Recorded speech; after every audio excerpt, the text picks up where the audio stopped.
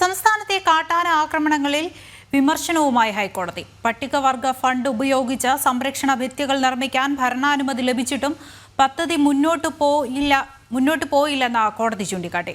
വിഷയത്തിൽ അമിക്കസ് ക്യൂറിമാരെ നിയോഗിച്ച ഹൈക്കോടതി കേന്ദ്ര സംസ്ഥാന സർക്കാരുകളുടെ നഷ്ടപരിഹാര പദ്ധതികൾ ആളുകളുടെ ശ്രദ്ധയിൽ കൊണ്ടുവരണമെന്നും നിർദ്ദേശിച്ചു. സംസ്ഥാനത്ത് കാട്ടാന ആക്രമണത്തിലുണ്ടാകുന്ന മരണങ്ങളെക്കുറിച്ച് പതിവായി കേൾക്കുന്നത് നിരാശാജനകമാണെന്ന് വ്യക്തമാക്കിക്കൊണ്ടാണ് ഹൈക്കോടതിയുടെ ഇടപെടൽ. ആശ്വാസവാക്കുകളോ നഷ്ടപരിഹാരമോ മരിച്ചവരുടെ ഉറ്റവർക്കുണ്ടാകുന്ന വലിയ നഷ്ടത്തിന് പരിഹാരമാവില്ല.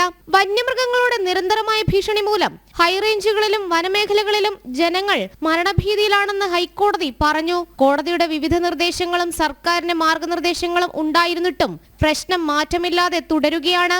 2019 മുതൽ 2024 വരെ വന്യമൃഗങ്ങളുടെ ആക്രമണത്തിൽ സംസ്ഥാനത്ത് 555 പേർ മരിച്ചെന്ന കണക്കുകൾ ഞെട്ടിപ്പിക്കുന്നതാണ്. വന്യമൃഗങ്ങളെ തടയാനായി പട്ടികവർഗ ഫണ്ട് ഉപയോഗിച്ച് സംരക്ഷണ ഭിത്തികൾ നിർമ്മിക്കാൻ ഭരണാനുമതി ലഭിച്ചിട്ടും പദ്ധതി മുന്നോട്ടു പോയില്ലെന്നും ഹൈക്കോടതി ചൂണ്ടിക്കാട്ടി. വനാതിർത്തികളിൽ വൈദ്യുതി വേലി അടക്കമുള്ളവ എത്രയും വേഗം സ്ഥാപിക്കണമെന്ന് 2022 സെപ്റ്റംബറിൽ അന്നത്തെ ചീഫ് ജസ്റ്റിസ് ഉൾപ്പെട്ട ഡിവിഷൻ ബെഞ്ച് നിർദ്ദേശിച്ചിരുന്നു. ഈ ഉത്തരവിന് ശേഷം എടുത്ത നടപടികളെക്കുറിച്ച് റിപ്പോർട്ട് സമർപ്പിക്കുവാൻ ചീഫ് സെക്രട്ടറിക്ക് ഹൈക്കോടതി നിർദ്ദേശം നൽകി. മനുഷ്യ വന്യമൃഗ സംഘർഷം നിലനിൽക്കുന്ന പ്രദേശങ്ങളിലെ ജനങ്ങൾക്ക് പരാതികളും നിർദ്ദേശങ്ങളും അറിയിക്കാൻ ലീഗൽ സർവീസ് അതോറിറ്റി സർവേ നടത്തണം. കേന്ദ്ര സംസ്ഥാന സർക്കാരുകളുടെ നഷ്ടപരിഹാര പദ്ധതികൾ പ്രദേശവാസികളുടെ ശ്രദ്ധയിൽ കൊണ്ടുവരണമെന്നും അതിനുശേഷം റിപ്പോർട്ട് നൽകുവാനും കെൽസിയോട് ഹൈക്കോടതി നിർദ്ദേശിച്ചു.